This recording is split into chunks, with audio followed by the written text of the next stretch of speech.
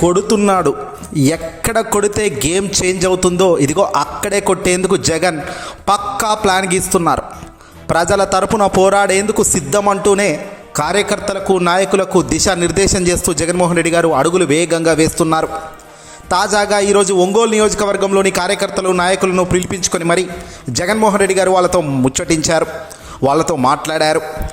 ఆంధ్రప్రదేశ్లో జరుగుతున్న అరాచక పరిపాలనపైన మాట్లాడారు, జరుగుతున్న దారుణాలపై మాట్లాడారు. ఈ సందర్భంగా ఎలా ఉండాలో చెప్పారు. పార్టీ బలం ఎంతనో భవిష్యత్ కార్యాచరణ ఎంత బలంగా ఉంటుందో కూడా జగన్ ఇప్పటికే చెప్తూ వస్తున్నారు. రాష్ట్ర వ్యాప్తంగా నియోజకవర్గాల వారీగా ఇలాంటి సమావేశాలు చేస్తున్నామని, వాటిల్లో భాగంగానే ఈ సమావేశం నిర్వహించామని జగన్ చెప్పారు.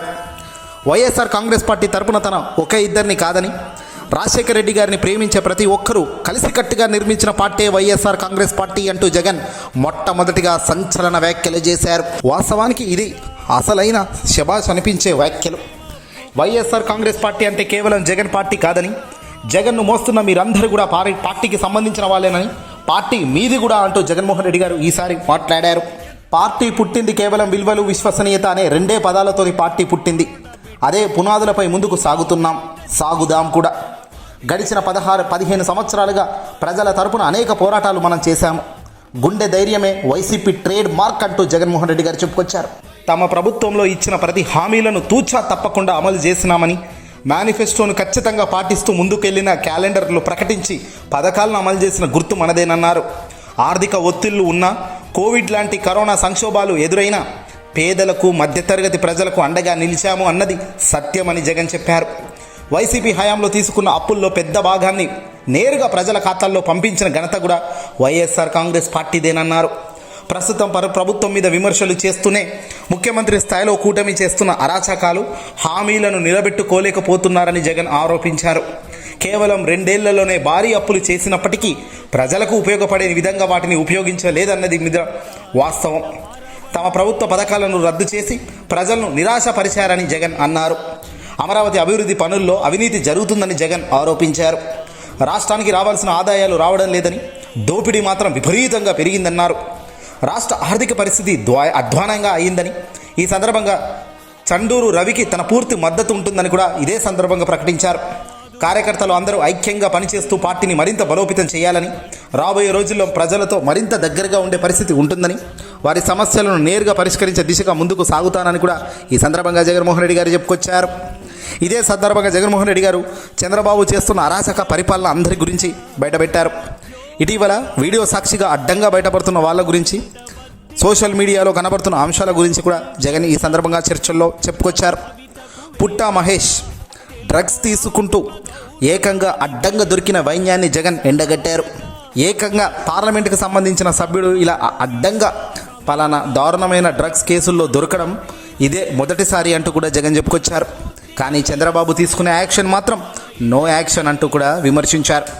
చంద్రబాబు యాక్షన్ తీసుకోవడంలో ప్రతినిత్యం ఫెయిల్ అవుతూనే ఉన్నది, చూస్తూనే ఉన్నాము. అంతెందుకు, ఇటీవల రైల్వే కోడూరు ఎమ్మెల్యే ఆరవ శ్రీధర్ అడ్డంగా అతను ఫోటోలతో, వీడియోలతో మహిళ నన్ను మోసం చేశారు అంటూ మహిళ బయటకు వచ్చి చంద్రబాబుకు, పవన్ లాంటి వాళ్ళకు ఫిర్యాదులు చేసిన చంద్రబాబు దాన్ని కమిటీ వేశాడు అంట. ఏదో కమిటీ వేశాను అని చెప్తున్నాడు తప్ప ఆ అమ్మాయి చూపిస్తున్న ఆధారాలు కానీ, వాటికి సంబంధించిన సాక్ష్యాలు కానీ మాట్లాడడం లేదట ప్రూఫ్స్ కింద. ఇక ఇదే విధంగా మరో ఎమ్మెల్యే సత్యవేడు కోనేటి మాదిమూల్యం ఇల్లీగల్గా అడ్డంగా దొరికిన వైన్యం గురించి ఎండగట్టారు. ఇటీవల టీటీడీ తిరుమల తిరుపతి శ్రీ దేవస్థానానికి సంబంధించిన అతి ముఖ్యంగా ఉండే చైర్మన్ గారు కూడా వీడియో సాక్షిగా, ఫోటోల సాక్షిగా అడ్డంగా దొరికిపోయి మహిళను మోసం చేస్తున్న వైన్యం చంద్రబాబు దృష్టికి వచ్చినా కూడా ఇదిగో నో యాక్షన్. మంత్రుల పిఏలు రెచ్చిపోయి మహిళలపై ఇష్టం వచ్చినట్టుగా చేస్తూ పోతున్నా నో యాక్షన్. ఇలా ఎమ్మెల్యేలు, మంత్రులు, ప్రజాప్రతినిధులు, పెద్ద స్థాయిలో ఉన్న వ్యక్తులే ఈ తరహా అడ్డంగా చేసుకుంటూ పోతుండడాన్ని జగన్మోహన్ రెడ్డి గారు తప్పుపట్టారు. ఇక ఇదే సందర్భంగా జగన్మోహన్ రెడ్డి గారు ఒకటి చెప్పారు. చంద్రబాబు పుత్రరత్నం మంత్రిగా ఉన్న నారా లోకేష్ తాగుతూ డ్యాన్సులు చేస్తూ వీడియోలు, ఫోటేజీలు ఉన్నాయి కదా, దీనిపై నువ్వేమైనా స్పందించావా చంద్రబాబు అంటే నో యాక్షన్. గతంలో ఆహాలో కూర్చున్న చంద్రబాబు, బాలయ్య ఇద్దరు మాటలు ఎలా ఉన్నాయి అనే దానిపై కూడా జగన్ ఈ రకంగా కామెంట్స్ చేశాడు. ఇక ఇటీవల అంటే గతంలో ఒకసారి బాలయ్య అన్న మాటలను కూడా ఇక్కడ జగన్ గుర్తు చేశారు. అమ్మాయి కనబడితే ముద్దన్న పెట్టాలి, కడుపైన చేయాలి అన్న బాలయ్య మాటలను వింటుంటే నిజంగా మనిషి అనేవాడు ఇలా మాట్లాడతాడా, లాగిపెట్టి కొట్టే పోయి చంద్రబాబు దానికి నీకన్నా నేను ఇంకెక్కువ చేశాను అంటూ ఆహా షోలో అన్న మాటలను ఉదాహరిస్తూ జగన్మోహన్ రెడ్డి గారు విమర్శించారు. వాస్తవంగా జగన్మోహన్ రెడ్డి గారు ఇవన్నీ ఎందుకు చెప్పారంటే వ్యవస్థలో లోపం ఎక్కడో లేదు, మెదడులో ఉన్న ఆలోచనలో మాత్రమే తేడా ఉంది. అక్కడ ఆ విధంగా ఆలోచనలు ఉన్న వ్యక్తులు అధికారంలో ఉండగలిగినప్పుడు జరుగుతున్న పరిణామాలు ఇలా ఉన్నాయి. మనం అధికారంలో ఉన్నప్పుడు వైఎస్ఆర్సీపీ పార్టీకి సంబంధించిన వ్యక్తులు అధికారంలో ఉన్నప్పుడు మన ఆలోచనలు బాగున్నాయి కాబట్టి, మన ఆచరణ బాగుంది కాబట్టి, మనం చెప్పే విధానంలో వాల్యూ ఉంటుంది కాబట్టి, ప్రత్యర్థులకు భయం ఉంటుంది కాబట్టి, ఎక్కడ ఎమ్మెల్యేలకు మంత్రులకు అవినీతికి ఆస్కారం ఇచ్చే పరిస్థితి లేకుండా టైట్ చేశాం కాబట్టి నేరుగా లక్షల కోట్లు లబ్ధి చెందేలా పేదలకు పంచగలిగాం.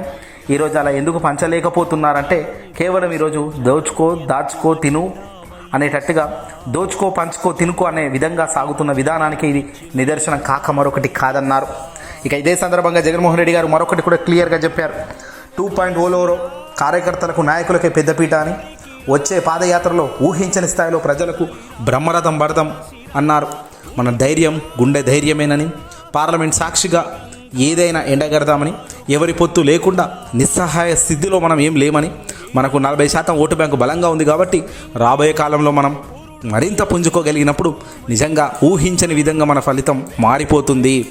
కూటమిగా 3 కలిసున్నా 4 కలిసున్నా ఎంతమంది కలిసున్నా విజయం మన వైపు నిలబడే పరిస్థితే ఉంటుంది తప్ప మరొకటి లేదని కూడా ఈ సందర్భంగా చెప్పుకొచ్చారు. వైఎస్ఆర్సీపీ పార్టీ అన్నది మీ పార్టీ, జగన్ పార్టీ కాదు. వైసీపీ అంతా కలిసికట్టుగా నిర్మించుకున్నదే. వైఎస్ఆర్సీపీ విలువలు విశ్వసనీయత కేవలం ఈ 2 పదాల మీదే పుట్టింది పెరిగింది. ఇవే పునాదుల మీద రేపు రాబోయే రోజుల్లో కొనసాగుతుంది. గుండె ధైర్యం అన్నది మన ట్రేడ్ మార్క్, మర్చిపోకండి. ప్రజలతో కలిసి రాబోయే రోజుల్లో మమేకమవుతా. మన పాలనకు చంద్రబాబు పాలనకు ఉన్న తేడా ఇప్పటికే ప్రజలు గుర్తిస్తున్నారు. ప్రతి ఇంట్లో ఇదే చర్చ జరుగుతుంది. అవినీతి కోసం మాత్రమే వాళ్ళు అధికారంలో ఉన్నారన్నది క్లియర్గా ప్రజలకు అర్థమైపోతుంది.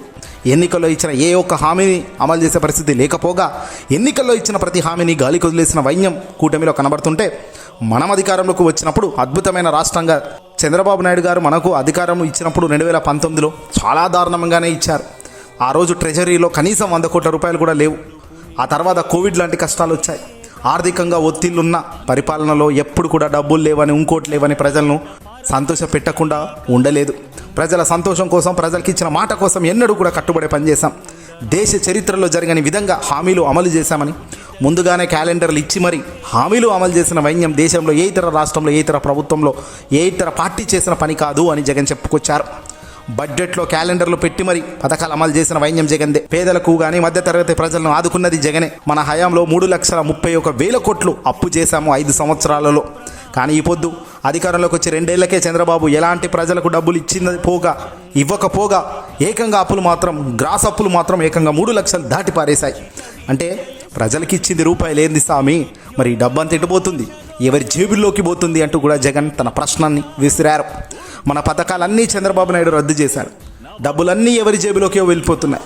జగన్ ఏం చేయగలిగాడు, బాబు ఎందుకు చేయలేకపోతున్నాడు? ఇది ప్రజలు చర్చలు జరుపుతున్నారు. అవినీతికి తావు లేకుండా చేస్తేనే పథకాలు ఇంటికి చేరుతాయి. ఇక్కడ ఈ ప్రభుత్వంలో కూటమిలో కేవలం దోచుకో పంచుకో తినుకో మాత్రమే ఫోకస్ ఉంది.